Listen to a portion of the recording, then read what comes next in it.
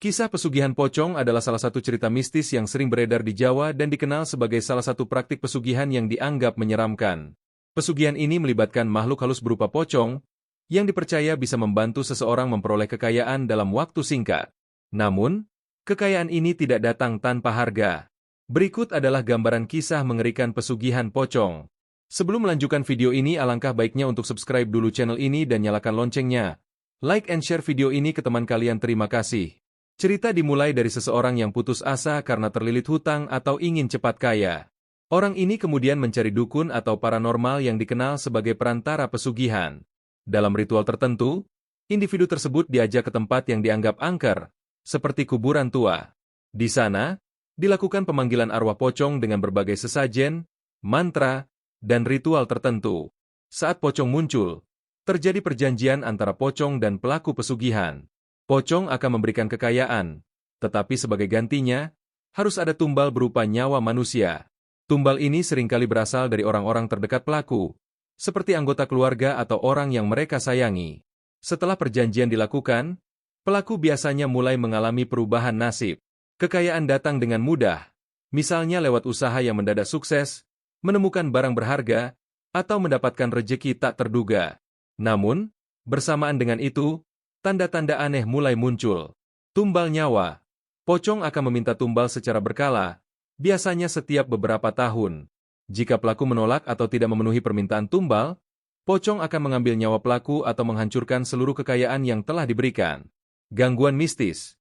Banyak pelaku pesugihan melaporkan sering diganggu oleh penampakan pocong, bau busuk, atau suara-suara aneh di rumah mereka. Ada banyak kisah tragis yang beredar tentang pelaku pesugihan pocong. Salah satunya adalah seorang pria yang kehilangan seluruh keluarganya karena dijadikan tumbal. Pada akhirnya, pria tersebut mengalami gangguan jiwa akibat tekanan batin dan dihantui oleh pocong hingga akhir hayatnya. Kisah pesugihan pocong sering diceritakan sebagai peringatan agar manusia tidak tergoda oleh jalan pintas untuk mendapatkan kekayaan. Kekayaan yang diperoleh melalui cara-cara gelap seperti ini tidak akan membawa kebahagiaan, melainkan justru mendatangkan malapetaka.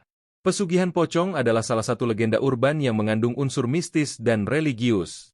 Meskipun tidak ada bukti ilmiah yang mendukung keberadaannya, cerita ini terus berkembang dan menjadi bagian dari budaya lisan masyarakat Jawa. Cerita ini sekaligus mengingatkan kita untuk selalu berpegang pada nilai moral dan menjauhi godaan yang membawa kehancuran. Setelah pria itu memutuskan untuk melakukan pesugihan, kehidupannya berubah total. Usahanya yang sebelumnya hampir bangkrut mendadak ramai pembeli. Dalam waktu singkat, ia membeli mobil mewah, membangun rumah besar, dan dikenal sebagai orang kaya baru di desanya. Namun, di balik kesuksesan itu, ia mulai merasakan sesuatu yang aneh. Pada malam-malam tertentu, pria itu sering terbangun dari tidurnya karena mendengar suara kain kafan yang menyeret di lantai. Kadang-kadang, ia mencium bau busuk menyengat seperti bau mayat. Istrinya pun mulai merasa tidak nyaman, seringkali merasa seperti ada yang mengawasinya. Anak-anaknya bahkan beberapa kali melihat sosok putih tinggi yang melompat-lompat di halaman rumah mereka. Satu malam, pria itu didatangi pocong dalam mimpi. Pocong itu berbicara dengan suara serak. Waktunya sudah tiba. Berikan tumbal pertama, atau aku akan mengambil nyawa istrimu. Pria itu terbangun dengan keringat dingin.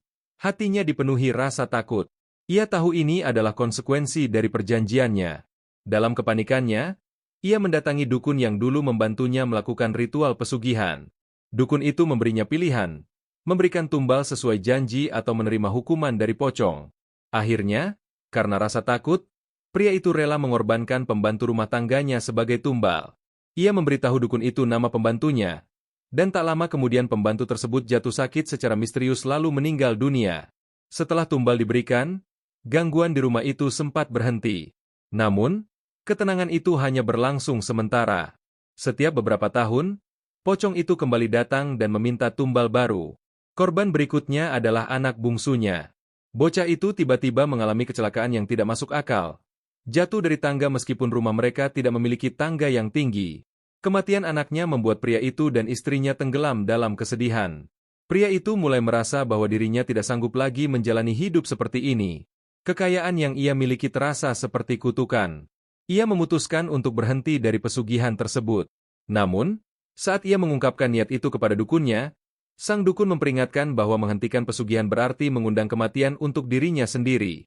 Benar saja, Pada malam ia mencoba menghentikan ritual pesugihan, sosok pocong muncul di kamarnya. Pocong itu tidak lagi diam seperti sebelumnya. Kali ini ia bergerak mendekat. Dengan matanya yang kosong menatap tajam ke arah pria itu. "Kau tidak bisa lari dari perjanjian ini," ujar pocong dengan suara menggelegar. Keesokan harinya, pria itu ditemukan meninggal di kamarnya dengan wajah yang membiru seperti dicekik. Kekayaan yang ia kumpulkan perlahan habis, dan keluarganya pun hidup dalam kemiskinan serta terus dihantui oleh kehadiran pocong tersebut.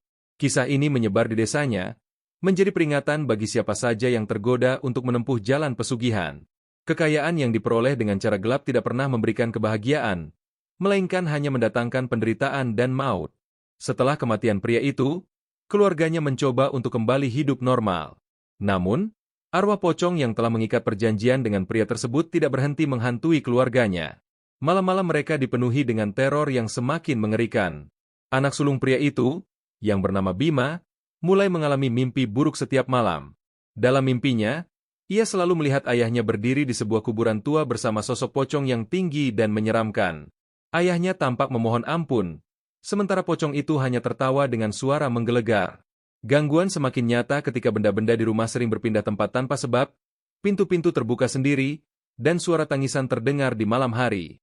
Istri pria itu, Sari, bahkan melihat bayangan putih melintas di dapur dan mendengar suara berbisik, "Giliranmu."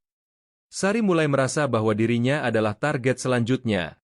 Ia mencari bantuan dari para tetua desa, namun sebagian besar menolak karena takut ikut terkena kutukan pesugihan itu. Meskipun gangguan mistis perlahan mereda, Sari dan keluarganya tidak sepenuhnya terbebas dari trauma. Setiap malam, Sari masih merasa dihantui bayangan masa lalu. Kadang-kadang ia bermimpi melihat sosok suaminya yang terperangkap dalam kabut gelap, seolah meminta tolong tetapi tidak bisa berbicara. Anak sulungnya, Bima, juga menjadi pendiam dan mudah gelisah. Seringkali mendengar suara-suara aneh meskipun tidak ada orang lain di sekitarnya. Desa tempat mereka tinggal pun masih memandang keluarga itu dengan was-was. Banyak yang percaya bahwa meskipun ritual tobat sudah dilakukan, pengaruh pesugihan tidak sepenuhnya hilang. Beberapa tetangga mengaku masih melihat bayangan pocong melintas di depan rumah Sari pada malam-malam tertentu. Suatu hari, seorang pria tua dengan pakaian serba hitam datang ke rumah Sari. Ia memperkenalkan dirinya sebagai seorang peneliti supranatural yang sering mendengar tentang kasus pesugihan pocong. "Saya ingin membantu, Bu," katanya dengan nada lembut. "Tapi saya butuh izin Anda untuk menyelidiki lebih jauh apa yang sebenarnya terjadi." Awalnya, Sari ragu. Namun, setelah mendengar cerita pria tua itu yang pernah menangani kasus serupa, ia setuju. Pria tua itu kemudian melakukan penelitian di sekitar rumah dan kuburan tempat ritual dilakukan. Ia menemukan sesuatu yang mengejutkan.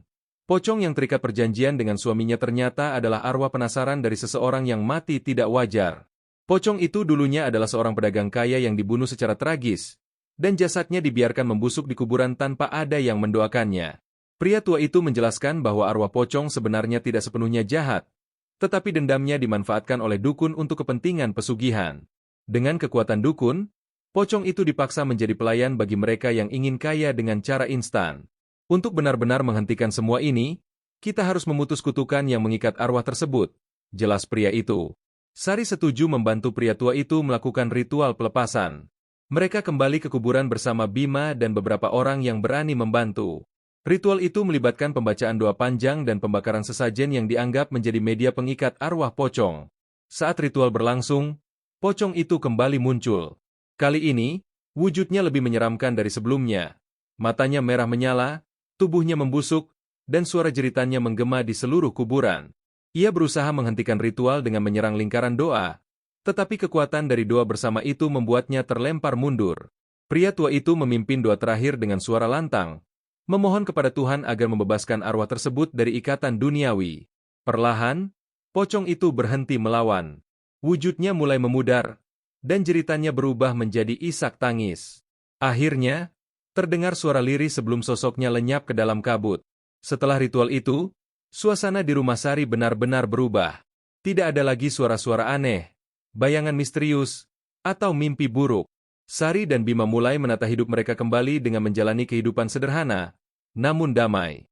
Namun, mereka tahu satu hal pasti, kisah ini akan terus menjadi pelajaran berharga, baik bagi mereka maupun orang lain.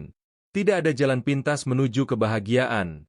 Kekayaan yang sejati hanya datang dari kerja keras dan berkah yang diridha. Dan di kuburan itu, tempat pocong terakhir kali muncul, semuanya menjadi sunyi.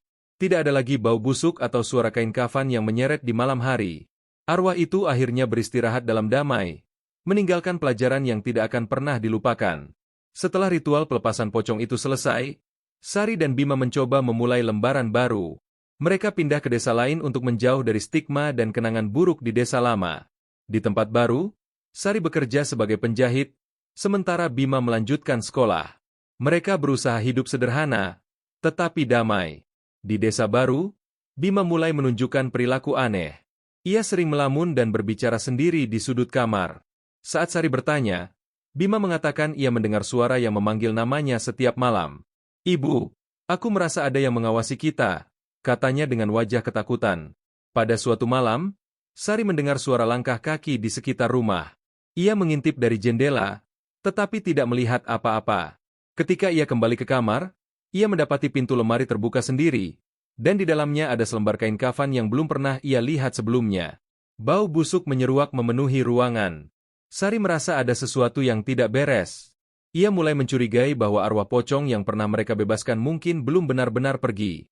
Dalam kebingungannya, Sari memutuskan untuk kembali mengunjungi pria tua yang pernah membantunya di desa lama. Ketika ia menceritakan kejadian aneh itu, pria tua itu terdiam sejenak sebelum berkata, "Mungkin ada bagian dari ritual yang tidak selesai.